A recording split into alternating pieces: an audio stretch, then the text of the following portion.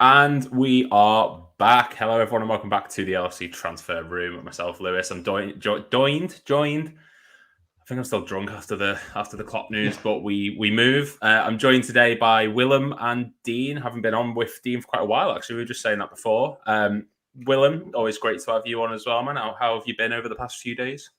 Yeah, not great. Same. Been looking for a lot of support in secret alcoholism over these past days, and and just kind of getting through it. I mean, what you just had now with just joining me was me at the end of Friday stream, because I just came straight out of work and I just got out my 12-pack of beers and put them next to me here. And I just kept on drinking till the end of it, because I didn't have the time to process it yet. So I was just like, I'm just gonna sit here and drink and then see how far it takes me. I don't blame you. Honestly, I did that live stream the other day with Carter, and I kept running out of things to say, and I was like, I'm so sorry. This is the worst stream ever. Dean, how are you doing, man? How are you getting on since D-Day? Yeah, it's been an emotional roller coaster, and it's helped that we have managed to win a game of football, obviously, convincingly on Sunday. I've been on a few streams over the weekend. It's been like therapy, in all honesty, a bit like talking therapy sessions for me. Still in that stage of grief, a bit of denial, a bit of bargaining in my head, but we're getting there slowly. Going through the stages of grief, and that's what we're here for, guys. Anyone who's watching, we will get through this difficult time. It's just one of those things, unfortunately. I think we just got to make the most of it while we still have the man, the myth, the legend, that is Jurgen Klopp. But before we get into our first topic, everyone, please make sure to like and subscribe to the channel. We're 25 away from 10,000. The number's been going up every day, so let's try and make that happen. Jen's asking, where is Kev? Kev is not here. I don't have another answer for you. I'm sorry. I don't know. It just wasn't on the sheet. I just tagged the people who were. So if he wants to join in, Kev, if you're watching, feel free. The link's in the chat. Right. But we are going to get started because we are TR ready to go. And that is Thiago is back in full training. From what we understand in the news, he's not fit enough to face Chelsea because he has been out for 9 months, the length of pregnancy. Congratulations to him. Willem, I want to go to you first. I mean, how big of a boost is this, having Thiago back in this squad, especially with everything going on at the moment? I think it's brilliant. It's perfect timing right now. Just straight after, obviously, the news we all got last Friday, getting him back into the squad, especially with still obviously not having Endo back from the Asia Cup, still having a couple of midfield injuries going about. I think he's going to be a breath of fresh air to bring him back in for a bit. Obviously, the question is how long will we have him back, which is always the question we obviously have with him. Yeah, I'm delighted to see him back. Obviously, tomorrow's going to be too soon for him, but hopefully we can get a cheeky little cameo from him against Arsenal, and from there on out, I guess we'll just build up his fitness and get him back. Yeah, and Willa makes the good point there, Dean. That look, we don't know how long we've got Thiago for. According to, this is Jurgen Klopp's quote, Thiago trained for the first time yesterday, which was an incredible moment after all the months that he couldn't. And then he trained in the level that he trains, and oof, that's a direct quote from the man himself. Carrying on from Willem then, just how do you feel about Thiago coming back, and how concerned are you with the fitness of the player? He's one of the most frustrating players in terms of his availability I've ever known. He's world class, one of the best midfielders in the world. But honestly, the lack of availability is infuriating. Since he last played a game of football for us, I've moved house. All 4 members of my household have had their birthdays. It's insane. It's honestly, I know we're very careful of returning players from any long-term injuries. I think, they always say, we'll give them 10 minutes here. We'll give him 15 minutes the next game. I think literally it's going to be, right, the 3 minutes stoppage time we'll put him on. And then the next one, he'll come on the 85th minute. Then the 80th. I don't know, we're going to be so careful with him. But we only got about 20 games left, 25, 29 at extreme most games left. At the end of the day, he's a world-class player. And if he can just make a small impact in this time, he'd be worth it. I just wish he could stay fit, just for just for these 20-odd games. That'd be amazing. I mean, yeah, he's one of the great injury what ifs of the Premier League. There's been plenty of them. We had Aquilani, we had Daniel Sturridge. Thiago seems like, and I'll keep it with you, Dean. I mean, Thiago seems like one of those players who, when he's on it, there's few in the world better than him. I mean, what can he provide for us that maybe the other midfielders can't when he comes back? It's hard to say in regards to this midfield. Obviously, we compare it to when he was last in the team. It was the old midfield, and he was a million miles above, wasn't he, with his ability, the passes he could pull off, his dribbling ability, his tenacity in general was amazing. It'd be really intriguing to see what he could do in this midfield. It was obviously more technical, more aggressive minded, box to box. It's still going to be, I think he'll still be better in terms of his vision. I think his vision is paramount. I think it's absolutely fantastic. It'd be intriguing to see where he'd play. Would he play as the 6 or would he play as one of the 8s? Because he's played a bit of both. I know when he was last playing, he did play more of an 8. But would you be tempted to play him as more of a 6, bit like the McAllister role? That'd be quite an interesting topic, an interesting question to ask. That's where I would play him personally, especially when you're home to a team you should be beating anyway. But yeah, it's like I said before, it's great to have him back, and I think he will provide he stays fit. I think he will make an impact.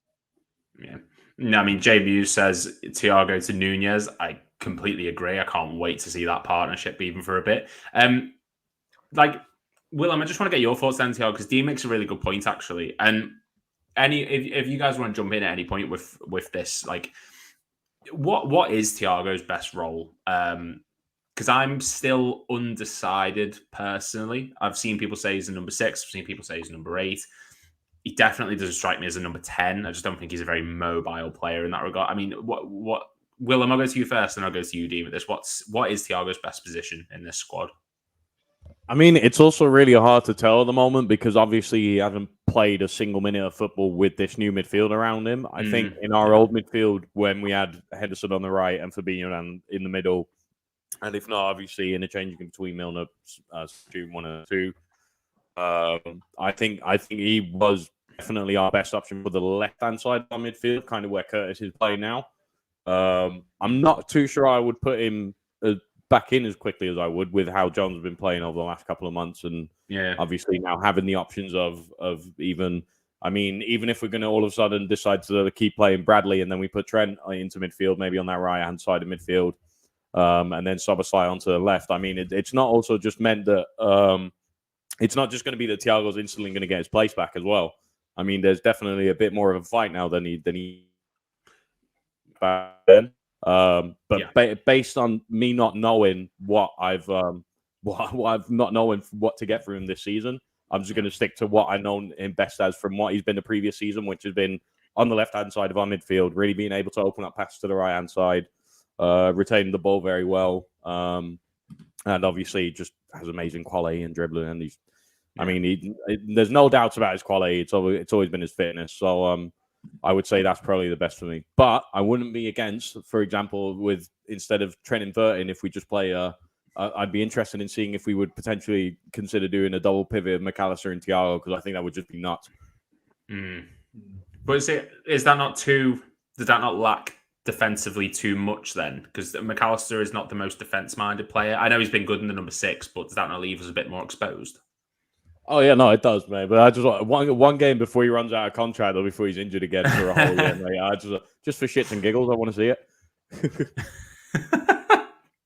I mean, Dean, do you agree with that statement? Like, what's best for Thiago? I mean, we know he's not played with many of these midfielders before, but that's a hell of a midfield to be fighting in. Like, where does he sort of fit into this whole system, and what do you want to personally see from him?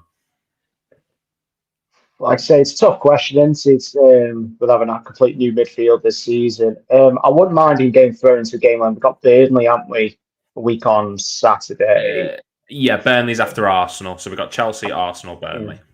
I think them type of games where you can ease him back in, where you're going to dominate the game, and it's not as physical as like a Brentford away, that'd be a nightmare to throw him into something like that. Or if it is desperate times, probably like Arsenal way, I think you could probably get away with it a little bit. Depends on, like I say, it depends on score, it depends on how we're performing. But I think then type of games at home where you're dominating the ball, you just need that bit of creativity in the middle of the park, a bit more creativity, I should say.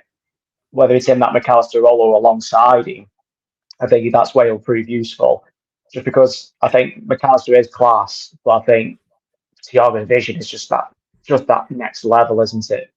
Yeah. And I think when you're boxing a team into that final third, he'll be perfect at just pinging a random pass out of nowhere that no one would suspect. And I think that's the only way you could get probably back in the team, because right now we forgot about him. So, well, through his availability, we forgot about him. But even through because the rest of the quality that's in the side, we haven't missed him. That's a testament to the rest of the squad.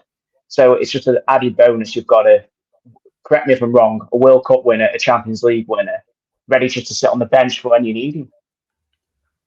Yeah, I mean, look, he's one of those players. Anyone, yes, the injury problems can be a concern, but I suppose most teams would rather have him in just for when he is fit and then have that. But I mean, like, I'm personally not the biggest Thiago fan. I do agree that I think he's a terrific player when he's on form, but just because of the injuries and it's just so few and far between. I'm just not a big proprietor of him. I think I'd rather free the wages and maybe give a younger player a chance.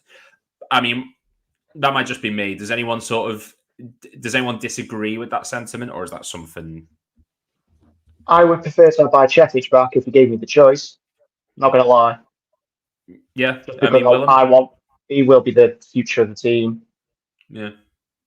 Yeah, I'm kind of on the same. I mean, I love Thiago as a player. He is an unbelievable little player, but his injury form has just been so horrendous over these last.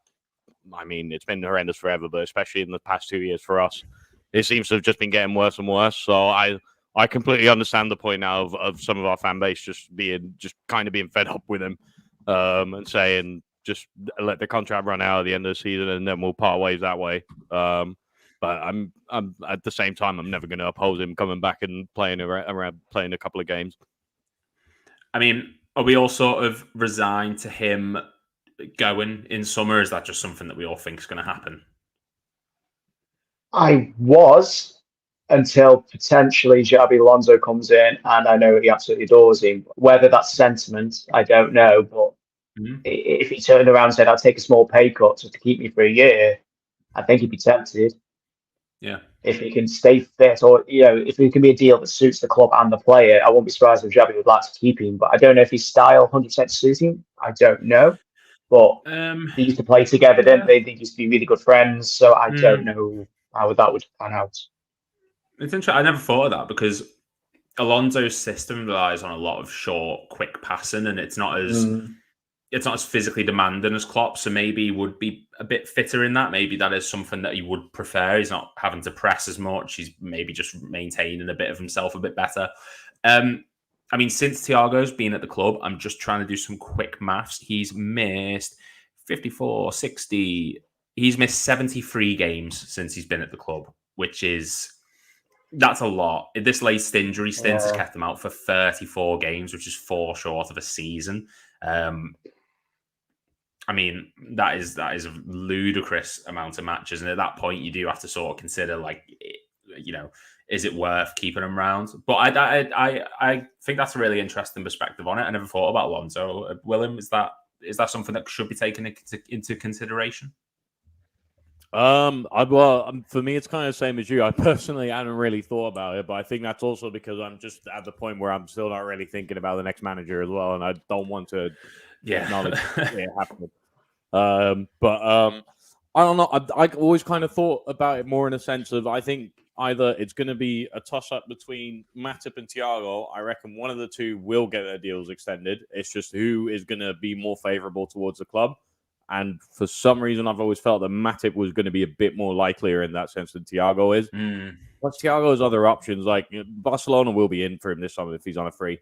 And that's obviously, he went through the whole youth academy. He's grown up there. He's been through that the entire time. I could also just see him go, look, I'm going to spend my last couple of years in Barcelona and really take that as an end project. So I wouldn't blame him either, to be fair. So it is what it is. I think it's one of them two probably getting a contract at the end of the season, but which one out of the two, I have no clue.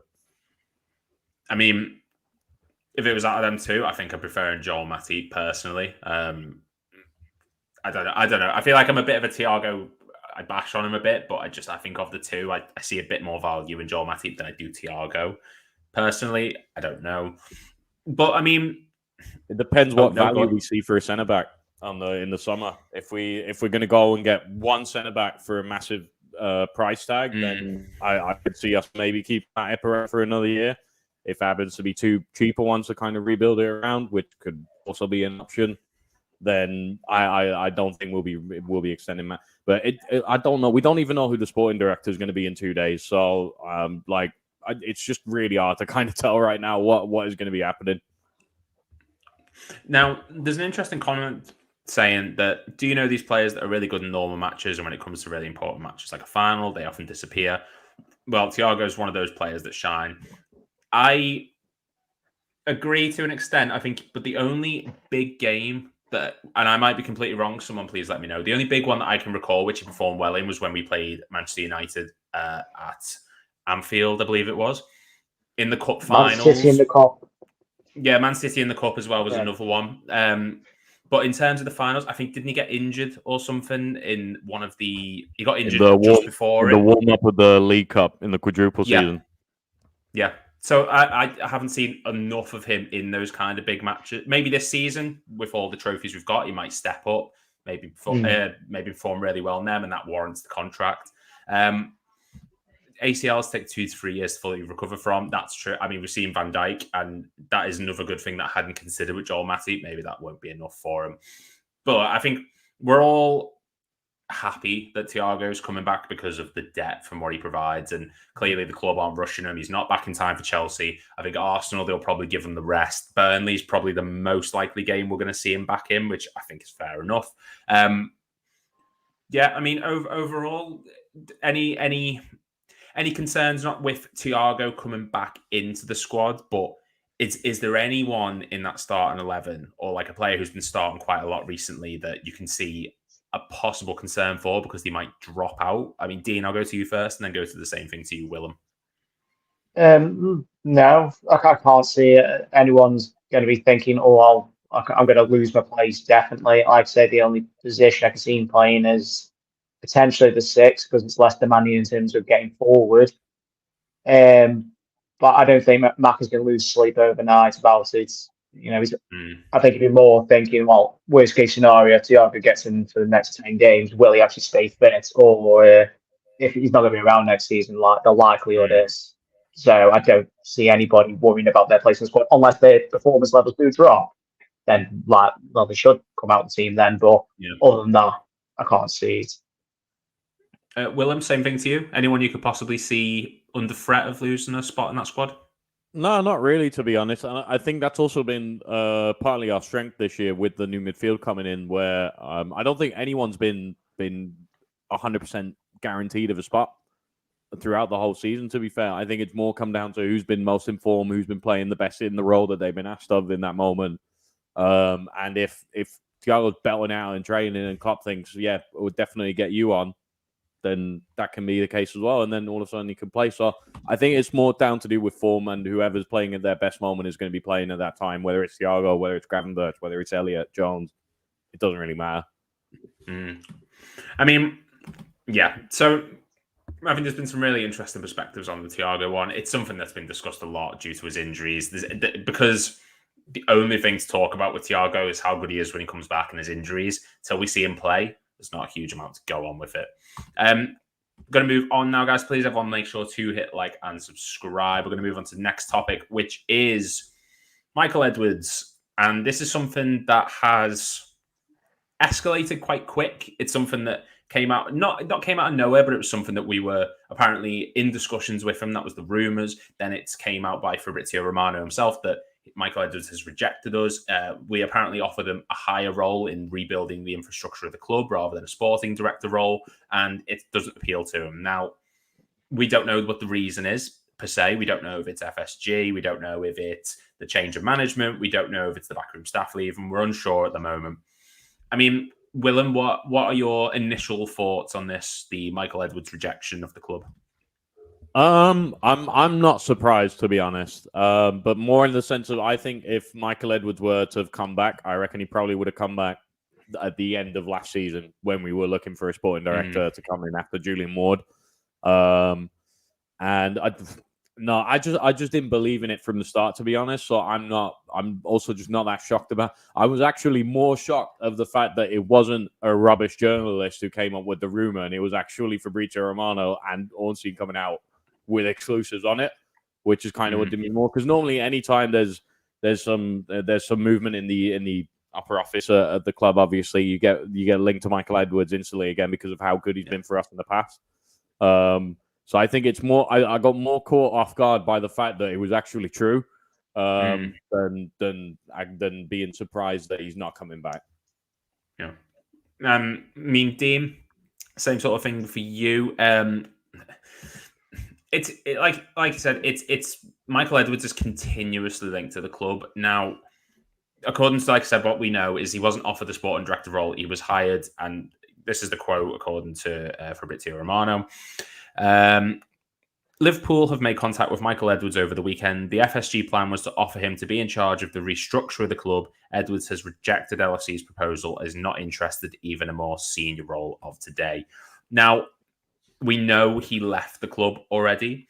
Why is it that you think he doesn't want to come back to Liverpool? What's potentially getting in the way of this move from your perspective? From what I gather, he wanted to go into a different path. Then I think he's invested in Bolton, from what I heard, and I think it's very much, I don't want to go back. I want to literally carry on the path I'm going down. I think he's like ripping a plaster off and saying, "I'm done now." You know what I mean? I don't think he wants to go back at all. He wants to completely move on. But in my head, I've got a feeling this was when they said, "Well, we approached him." This could have very much been a phone call to Michael going, "Oh yeah, you heard about the Klopp news," like an informal chat. Would you actually consider coming back? Just, you used to work for us and you know the place. Would you consider it?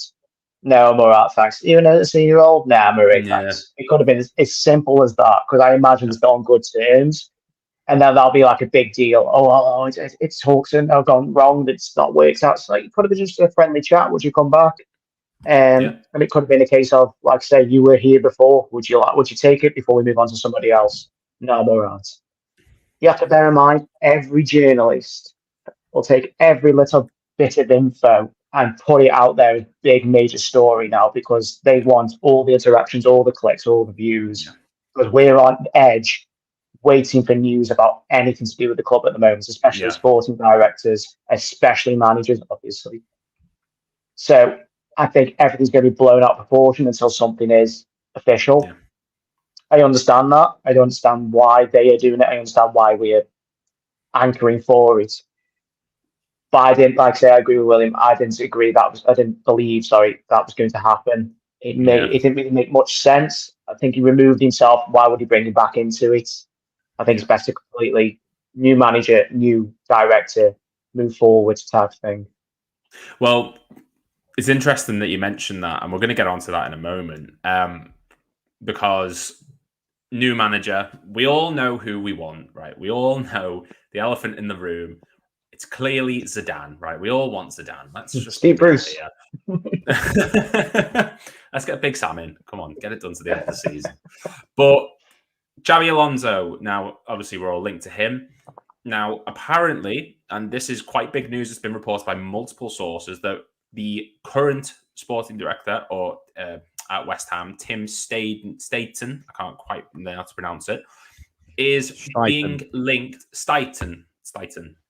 There we go. Our man on the scene, Willem, is apparently being linked to the club. Now, he's a former Leverkusen and Werder Bremen man who's responsible for bringing in a lot of key components to those clubs, including, but not limited to, Xabi Alonso as the manager of Leverkusen, Florian Wirtz, Edmund Tapsoba, Moussa Diaby, Jeremy Frimpong, Piero Hincapié, amongst other players, the Bayern Munich, which is Bayern Leverkusen, which is a lot of the core squad. And during his time at Werder Bremen, he brought in Kevin De Bruyne, Serge Gnabry, Tom Delaney, Pavlenka, and others to Werder Bremen. So he's clearly got a good track record. He's clearly knows who Alonso is and works well with him. Is this a sign, possibly, that the club are aiming to get Alonso as the manager at the end of the season, and it's just a plan to get everything in affairs, all the affairs in the back room sorted before bringing the next manager in. Willem, is that possibly the reality of the situation?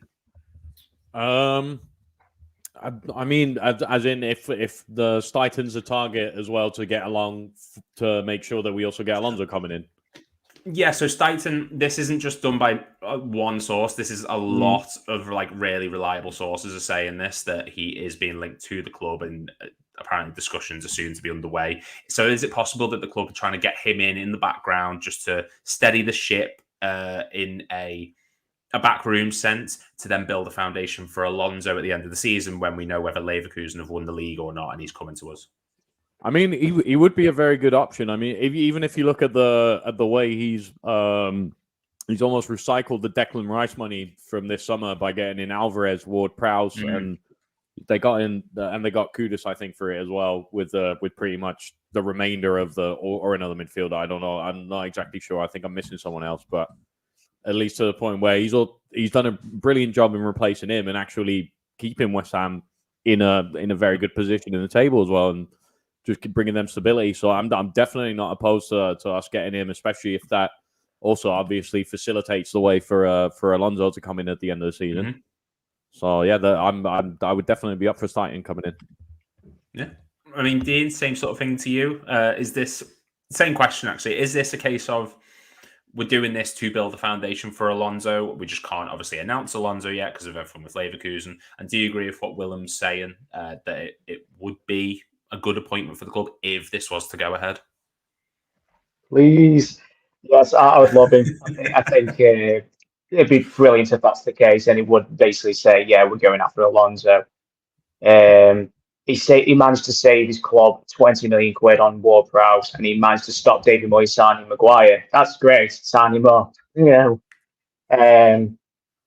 got a clear track record from abroad, working with limited money, and that, as sad as that sounds, from our perspective, that's a good thing.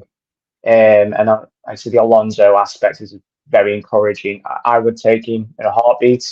I know there's a lot of sporting directors out there, but they've all worked with different parameters and different environments. But you imagine that is the type of environment he would be working with here with us. So he would be one of my choices after I looked into it, especially after that list come out about all the players he has signed in the past. So yeah, I agree with Willem. I'm 100% up for that. Especially if he does end up bringing Xavi to the club as well. Yeah, and I mean, if you can get Alonso to the club, that'd be absolutely ideal. Obviously, like Paul says here, don't overthink it, guys. If LFC want Alonso, who'll be our next coach, it's as simple as that. It is true. I just think at the moment, because of what's going on, we're all sort of looking for anything and we're just clinging to it, possibly. Like this one here, I'd love it. I'd absolutely love it. I think it would be ideal and it'd be a great step to get Alonso in, but we just don't know. And just another thing to sort of go with this is apparently he's known for his player recruitment strategy and is incredibly well known in the community for his data-led approach to scouting. Now, when we got Jurgen Klopp in, that was based on the data analysis, the statistics. We are ran that way as a club, and clearly he is also that kind of player. So would it be a good fit then in that regard, Willem? Like FSG have found a man who can maybe comply with what they want, so to speak.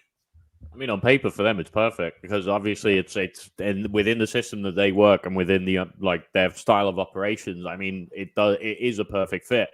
Whether you like FSG's approach or not, it's indifferent.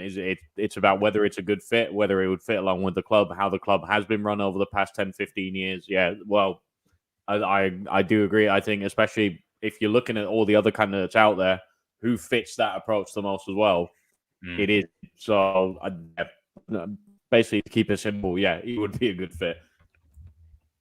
And Dean, I mean, we went through the list then of the players that he signed during his time at Leverkusen.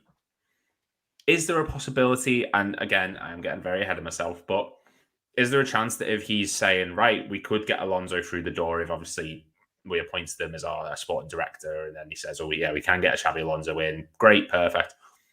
is there a chance then that we could convince some of those Bayer Leverkusen players to join the club potentially? I mean, we're linked to a lot of them. We always are.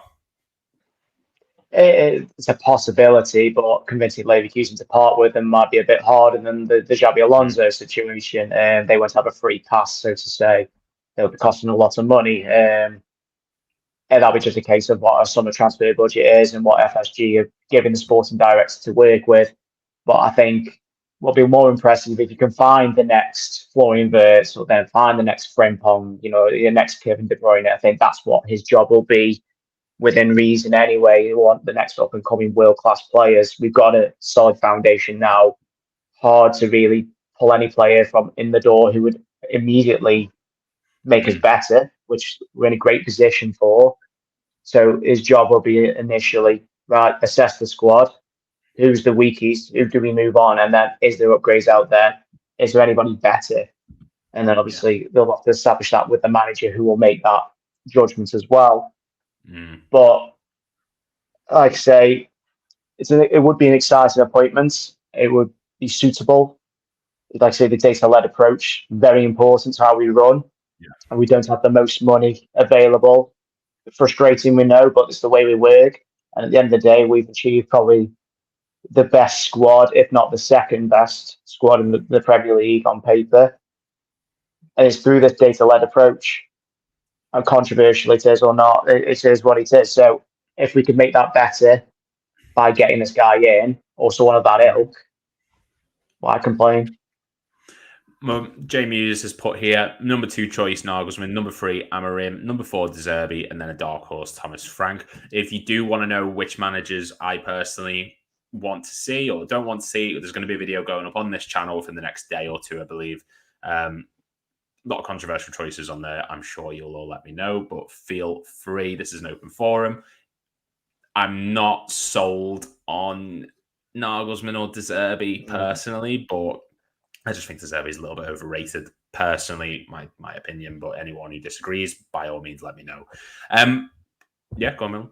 Yeah, sorry. No, I was going to say I wouldn't be against De Zerbi if we wouldn't be able to go for some other choices.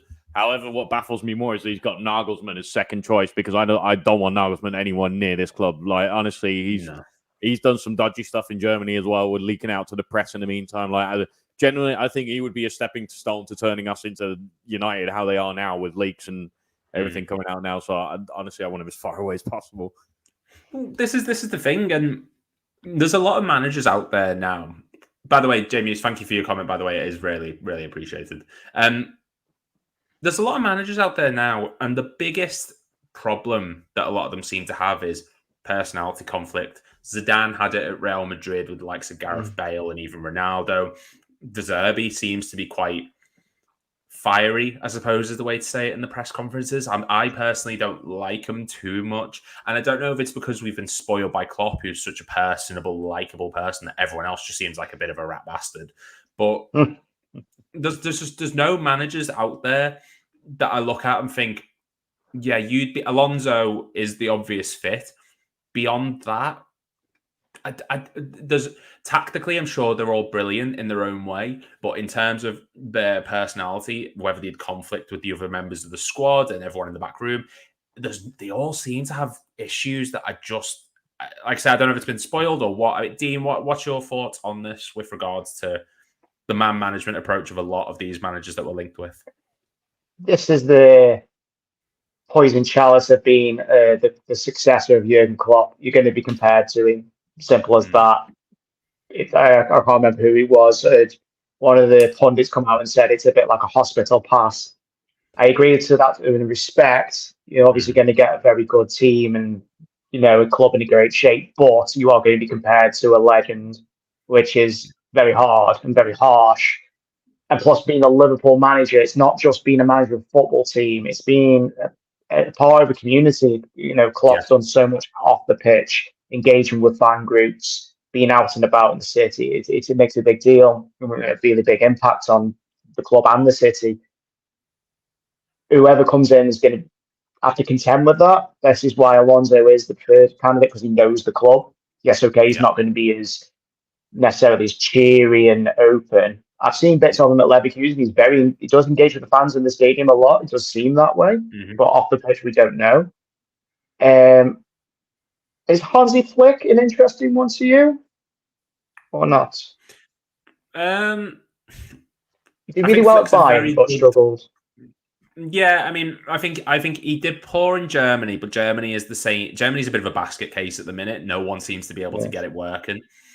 So I think basing him off that's hard. Bayern, he definitely did well, and I think he's a very good manager.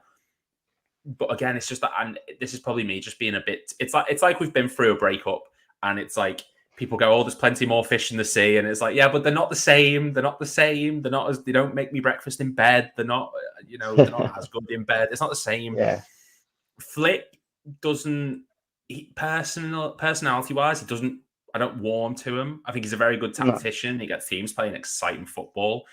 But would he rub some players up the wrong way? Is he a bit more of a sort of stern-faced kind of manager who's going to try and do the Ten Hag approach and be a bit more assertive than maybe a Klopp would be? Willem, what do you think of Flick? I mean, I'm not for it or against it. I think based on what he did at Bayern, he definitely should be within talks, not as maybe a top target, but definitely someone to keep in mind. Like you said, Germany right now is just. I actually think Klopp is probably going to take the Germany job in about 2 years because he just gets less time, he gets more time off, and it's a project as well. It's something you can build up again from the new crop of youth players coming in. On the personality part as well. I mean, obviously with Klopp, like Dean said, what he's done amazingly is the way how he integrated himself into the city, how he's just been around with the community, with the people and stuff and everything. But I think one of his best things that he did as well is obviously make us constantly think that everything was okay when maybe like behind the scenes it wasn't, or maybe he's had a row with a player. Like, I mean, I still have it now where I look back at last season and I'm like, what happened between him and Carvalho? There's something there that doesn't add up to me, but we don't talk about it and we just don't acknowledge it and move on. And that's because also, again, credit to him. That's how he does it. He just managed to kind of every time find a little distraction, make that put away. And obviously, not everyone's going to have the same management style as him. And with what he said about, I think he said Flick about Flick and be a bit of a bastard or whatever it was, someone else. But like, obviously, De Zerbi is going to have that as well because De Zerbi is a fiery man who demands a lot, and these other players as well. I don't think Xabi Alonso is necessarily always going to be the nicest guy. If he's pissed off, he's going to get that Spanish rage coming into him. And that's, I can tell you from experience, mate, it's not a good one to have around you. But yeah, so it's just a difference in management style. And I think again, it's like Dean said as well. It's a problem that we're going to have. We're going to compare everyone to Klopp, and that's probably the thing that we're all going to have to prepare the most for as fans to really give whoever comes in a clean slate. Yeah, I agree, and I think we can't be trying to replace him. We need to understand that this is going to be a completely different era, and it's gonna feel different no matter who comes in. Even if Pep Linders stays, which I'm not against, but I'm not for as time's going on. I'm starting to go the opposite to what I originally said. I kind of don't want him to, but hey ho. Even if he stays, it's going to be completely different. And Paul makes a really good point, actually, saying, what if Alonso pulls off an Arteta and they bottle the Bundesliga? Will feelings for him change? No, personally. I'll get your guys' thoughts on this because I think Alonso has proven in the time he's been there that he can compete against the big boys. I mean, I know the Bundesliga is just technically Bayern and a bit of Dortmund and a little bit of like RB Leipzig, etc. But tactically, he's proved to be very astute in Europe. Clearly has a great understanding of the game. He's worked under some of the greatest managers in history, including Ancelotti, Pep Guardiola, Rafa Benitez. You know, he's played under some of the greatest. So even if he doesn't bottle anything, even if he does bottle it, that's fine. Paul says he hasn't won anything yet, Luke. I do understand that, but he's only been in management for a couple of seasons. Like, who knows how many things he'll have won in 5 years. When Klopp went to Dortmund, he achieved promotion at Mainz, but he didn't actually win anything. He went to Dortmund, won them 2 league titles, and reached the Champions League final with DFB Pokal. So you know, it's just one of those things. Dean, what are your thoughts on that? If Arteta does bottle it, not bottle it, but if he does lose the league in Germany, what does that mean for him? It doesn't mean any different to me. He could finish fourth. At the end of the day, he hasn't lost in over a year.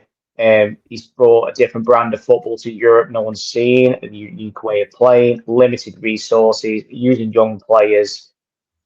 He doesn't play a Spanish way of football. He plays a German style of football with a Spanish influence, which is unique. I'd say you look at that squad, bar the odd one. He signed Grimaldo, who wasn't favoured as, was it Benfica? And he's turned him into a world beater. Yeah. He signed an unknown striker in, is it Boniface or Boniface? And he's world beater. He made Granit Xhaka relevant. Yeah, you know what I mean? He's a very good coach, and we'll need that. And he's clearly a good leader. And he, like I say, he engages with fans. Might not be the same level as Klopp, but he engages. Every manager we've been linked to has not won anything, as far as I know, other than if you're looking at Zidane. So we haven't been linked with him. So no one's really won anything. De Zerbi hasn't won anything. The sporting manager might have won the Portuguese league, but whatever, that doesn't really mean a lot to me. So I can't really quote him, he hasn't won anything. Alonso might win 2 trophies this year. He might not. But he's made a huge impact on the league, and he's caught the eye of Bayern Munich, he's caught the eye of Real Madrid, he's caught the eye of us. So that is enough for me. This is the problem I said on yesterday's stream. The pool of managers available, or in general, it's either up and comers or the lads who have been around, guys who have been around a very long time. They're too old to go into something like this. I said I would, if you said to me, you can have Ancelotti for 2 years, I'd take him, because then you could see. I know that's a bit controversial, but he'll just carry on the work. He's experienced. He'll just go through the motions. Where then you could see the younger guys to see where they could get. But do you miss out on the potential? Would Alonso then be at Bayern Munich? Would he then be at Real Madrid? But that's just by the by. Unfortunately, we have to take a risk. Every single one has their downside. You just have to go with the one that's best suited to what we need. And as we've said, and I will continue saying until one way or another, if it happens or it doesn't, Xavi seems to tick the most boxes. There will be boxes that aren't ticked, and we will be frustrated. Yeah. But no one's perfect. Even Jurgen's not perfect. There's only going to be one small positive about Jurgen going for me, very small, is that there'll be no loyalty in the squad in terms of it's a clean slate for everybody. The manager will not favour anybody. Yeah. And that's been questioned a few times in the last few years. Klopp likes certain players. Of course, Henderson's gone now, but he was one of the main ones. But like Matip probably will be just moved on because the manager has no loyalty to him. The fans do, but it's a clean slate. And I think we don't need that. Of course, we don't need a clean slate, but that's the one positive that comes with this. You know what? I think that's the absolutely perfect response to it, and it was very well spoken actually as well. Will, I'm going to go to you in a second. No, it's okay. Paul says just being devil's advocate. Completely understand. You are right in that regard. I completely understand, mate.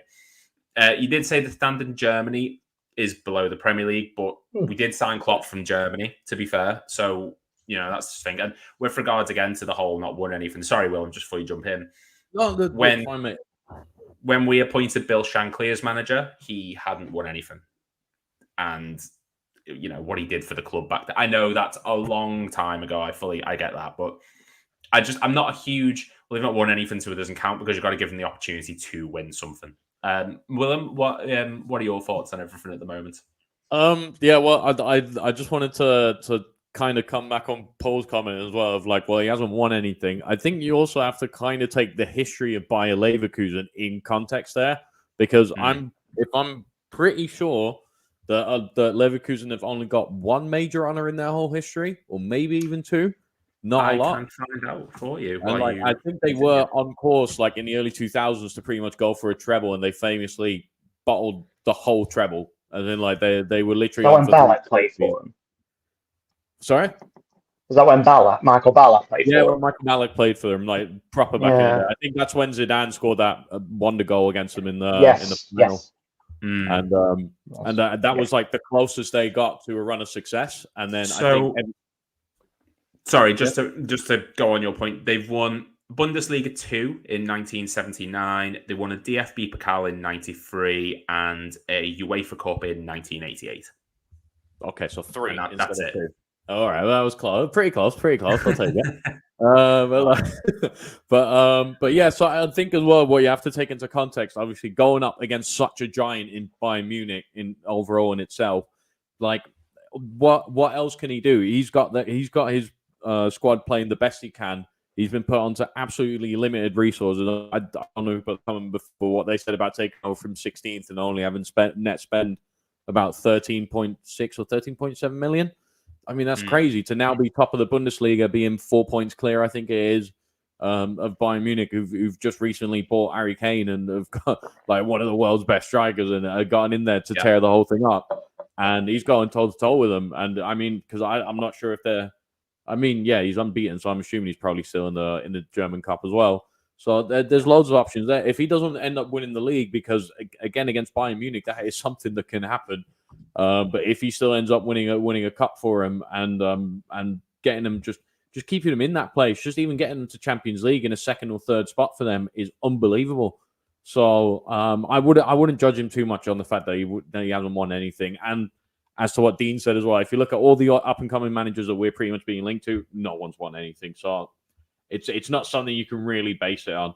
And then the last thing I want to say, because I also saw Paul say it, I know Paul said Guardiola's available. Guardiola will not join us because we don't have an unlimited budget. So, end of. I mean, even if he were to leave City and go to another club, no chance it's happening, mate. I don't know if I'd want Pep. No, I'd tell a complete lie. I'd love Pep in the sense of he could get us playing some good football, but I just don't know if I'd want Pep. It's like if Sir Alex came to us back in his heyday, it'd be like, oh yes, fantastic, best manager ever, but I couldn't love him in the same way I would. Do you know what I mean? Like I couldn't do it. I couldn't bring myself to it. Yeah. I suppose it's like when Benitez went to Everton, they couldn't warm to him, kind of thing. It just doesn't. Yeah. It doesn't make sense. There's some really good questions, guys. Thank you for the comments. Keep them all coming. There's a really good one saying. Question for panel Lou in chat. Peter Moore has warned that LFC supporters need to lower expectations for next season as changeover takes time. How long will we give Alonso or the next boss? 2 seasons? ? For me personally, and I will pass everything on to everyone, I think it's just as long as we're seeing progression. If it's a case of we're doing absolutely poor, like in Brendan Rodgers last season, and there just doesn't seem to be any signs of improvement, and the recruitment's poor, and the form's poor. If it just looks like we're on a trajectory to really suffer, no, like that season straight away. But if at least you can see the sort of glimmers of what he's trying to implement, what the plan is, that we're actually forward thinking. Like in Klopp's first season, we finished 8th, but we could see what he was trying to do. We could see the progression. As long as I can see some positivity to it, I'm fine sticking with whoever it is. And Liverpool notoriously have not been a sort of dump and run club. We've done it very few times. Hodgson was the prime example, and that was absolutely dreadful, of course. Dalglish was only with us for a season in his second stint because that was his contract. But Rafa got 6 years. Brendan Rodgers got 4 or 5 years. Klopp's on 9 coming up to it. So we're very much will give people the patience. That question to you, Dean, how long would you be giving the manager? And am I right in what I'm saying there? Yeah, I fully agree. You just want to see progress. Obviously, there'll be an expectation considering how good this squad is, and obviously, if we finish with a few trophies now, but at the end of the season, immediately the expectation is to carry it on or get better, but it won't be the case because you want to imprint his own style, other teams get better.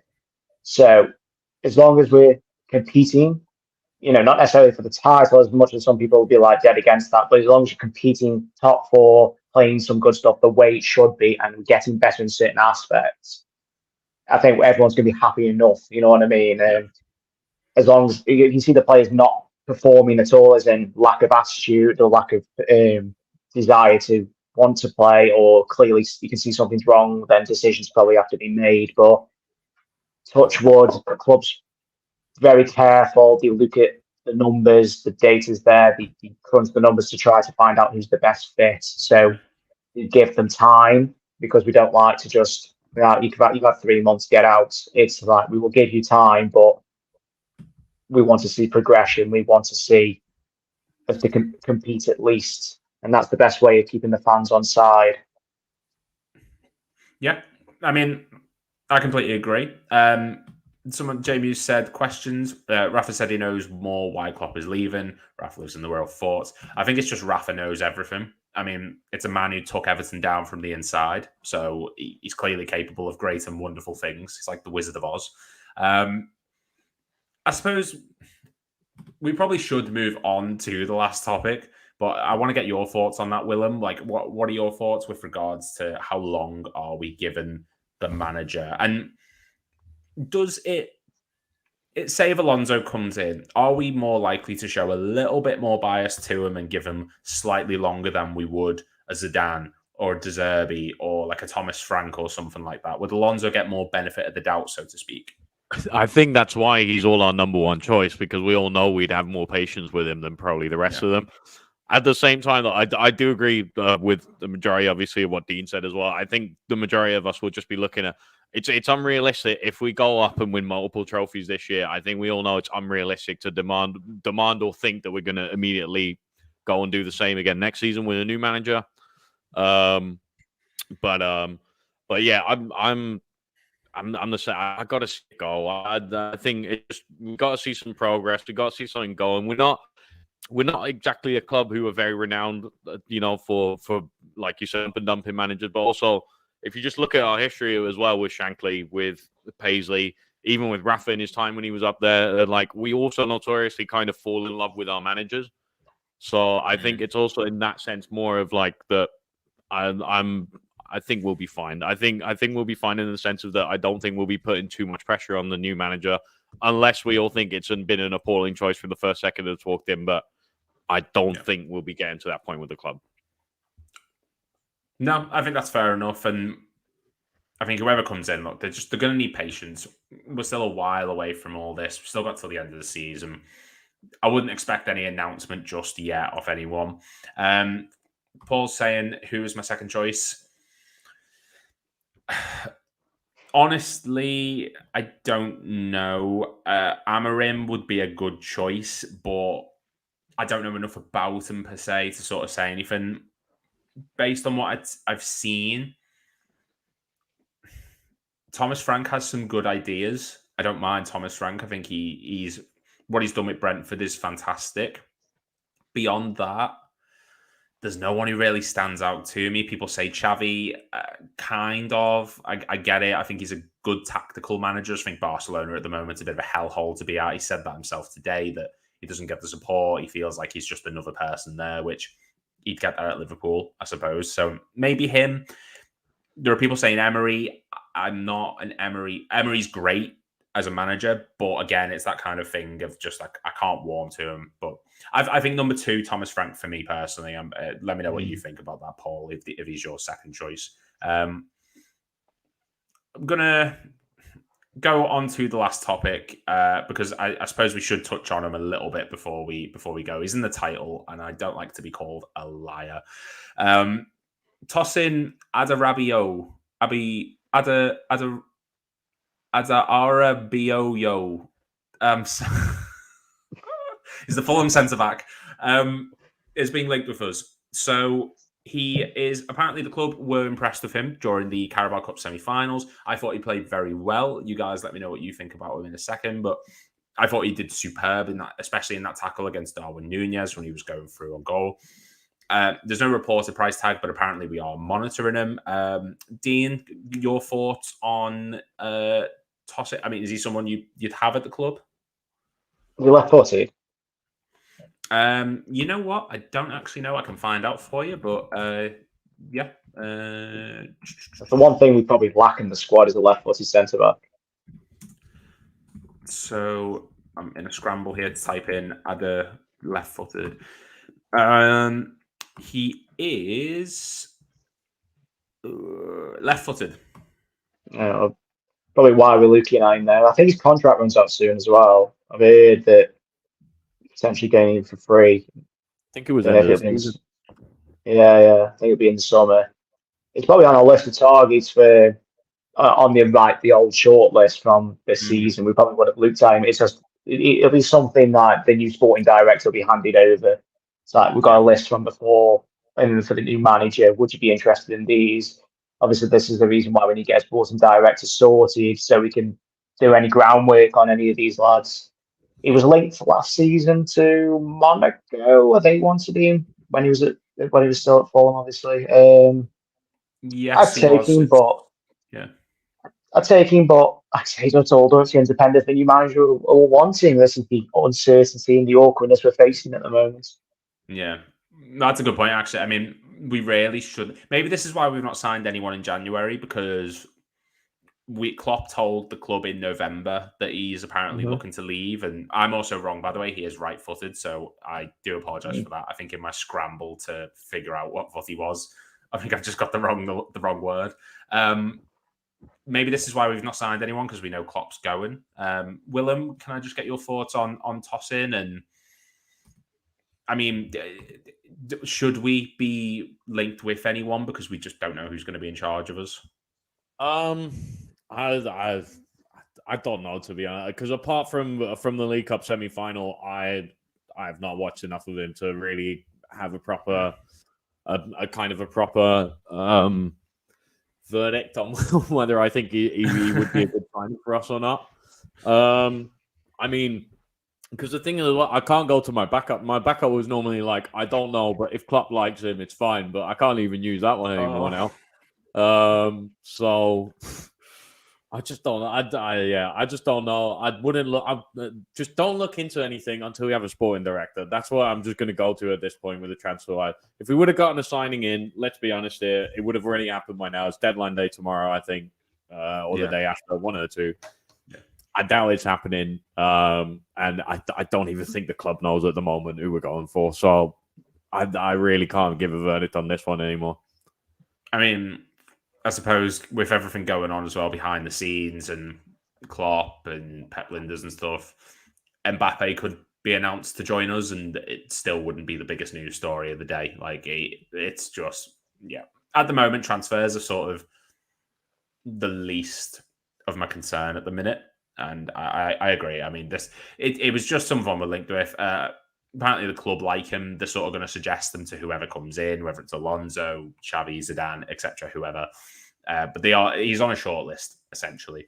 Now, just before we go, we are going to just go through a couple little bits, only keep you for a few more minutes, guys. But everyone, please make sure to hit like and subscribe. Really, really close to 10K. We're 25 away. So let's say if we can hit that. It won't be today, but hey ho, what can I say? I don't know where the rhyme came from for that. That sort of popped out of nowhere. But yeah, so there's a lot of great comments that have been coming through. Halo says, may I suggest 30 other players off the top of my head? You feel free if you want to put 30 in there. All in one message, please. Not all in many messages. That would be brilliant. Yeah, absolutely true. And I never actually got your guys' opinion on this one, to be fair. I was a bit selfish with this, but who is your second choice behind Alonso? Dean, I'll go to you first, and then Willem, I want to go to you with this one. There is no second choice. Contingencies. I'm going to go for a really random left field one on this one. The Stuttgart manager.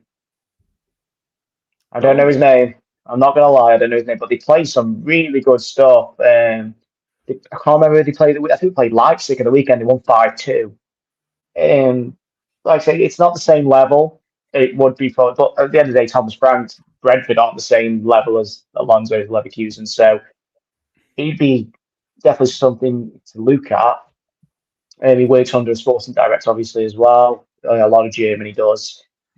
So it'd be something I'd look at, but no one else really impresses me, I'm not going to lie. So, but I do like Thomas Frank for the record. I do think he's very Klopp-esque off the pitch. I mean, very motivational, and obviously he plays an aggressive 4-3-3.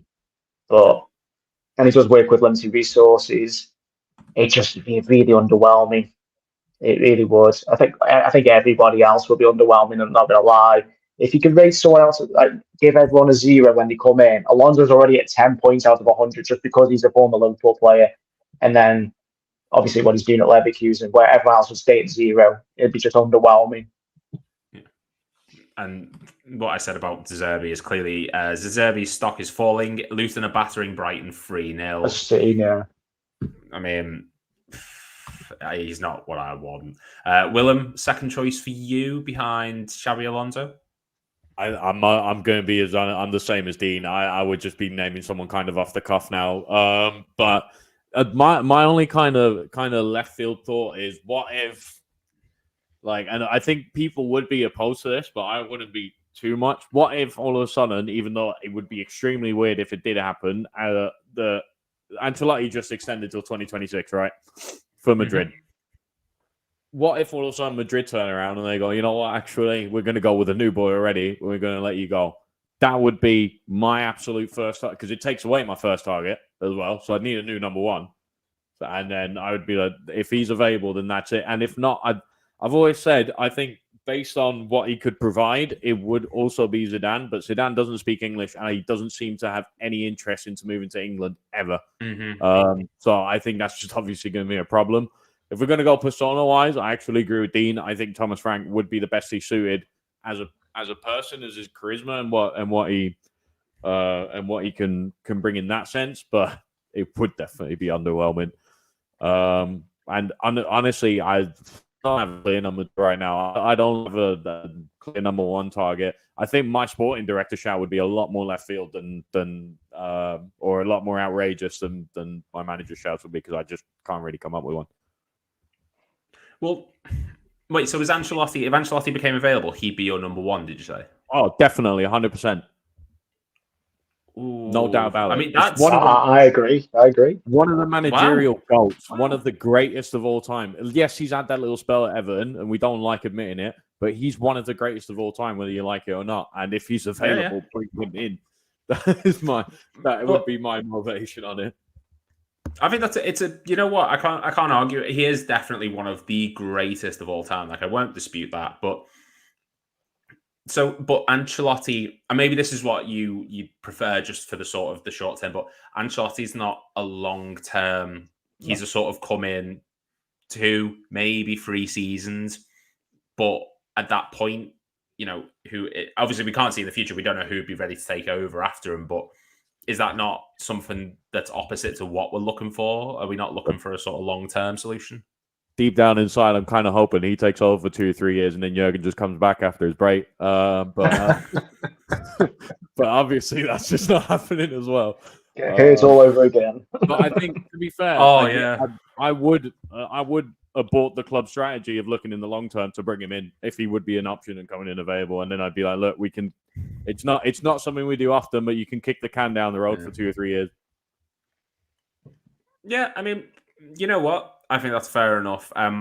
Just before we shoot, guys, of course, the left field shout. Gareth Southgate wants to coach a big 6. He needs to learn how to drive a bus, because he's not getting anywhere near my club. Speaking as hockey. Yeah. I won't follow football ever again. Honestly, it'd be Roy Hodgson 2.0, and I couldn't go through that again. No. I don't want to have to relive the days of Kucheski and Shelby and Nagog, and no, none of that. Southgate. We'd get loads of waistcoat merchandise, though. Good for the club. We're not Peaky Blinders. We don't need the waistcoats. Forget them. Southgate can do what exactly. I don't know if you can tell, ever since being asked the number 2 position coach, I haven't been taking it seriously anymore, because I just don't. I don't want to think about it. Right, well, I suppose we are going to shoot then, guys, on that note, because no one wants Southgate. Ancelotti, it's a potential number 1 for some people. Xabi Alonso links continue to go on, and Thiago is back. Also, we play Chelsea. I did put match preview in the title, didn't discuss it, but we play Chelsea. There you go. But that is it, everyone. We are going to shoot. I've kept the guys for much longer than I needed to, so thank you guys very much for staying, Willem and Dean. Everyone, please make sure to hit like and subscribe. Really is appreciated. We've got a lot of great content coming out as well, including my pick of which managers I would like, given my opinions on all the top runners. We've got an interview of Sonny Snelling coming out for in the next few days from Sonny Talks Spurs. And we've got streams every single day, 7:30 p.m. UK time. So make sure you tune in for them. Thank you, everyone, for watching. Thank you for your comments. And we will see you in the next stream.